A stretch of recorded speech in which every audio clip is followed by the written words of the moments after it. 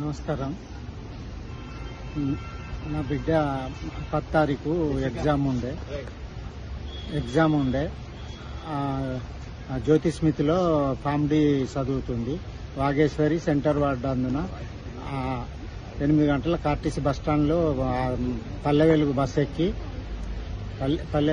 ఎక్కి ఆల్రెడీ ఆ కాలేజీ ముందు ఆపినాక దిగే ప్రయత్నం చేస్తే కండక్టర్ నిర్లక్ష్యం ద్వారా రైట్ అని చెప్పడంతో డ్రైవర్ ముందుకు తీసుకుపోవడం మూలంగా అదుపు తప్పి కింద పడి రోడ్డుకు తల తలిగి హెడ్ ఇంజూరీ అయింది.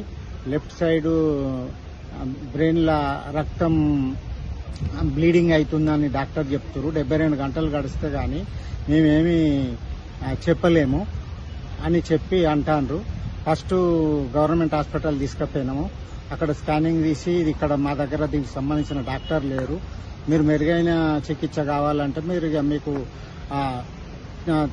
మీకు ఏదైనా ఈ డాక్టర్లు ఉన్న కాడికి తీసుకుపోండి అని అంటే మేము Lakshmi Narasimha hospital Karimnagar neuro surgeon doctor అక్కడ చేర్పించడం జరిగింది.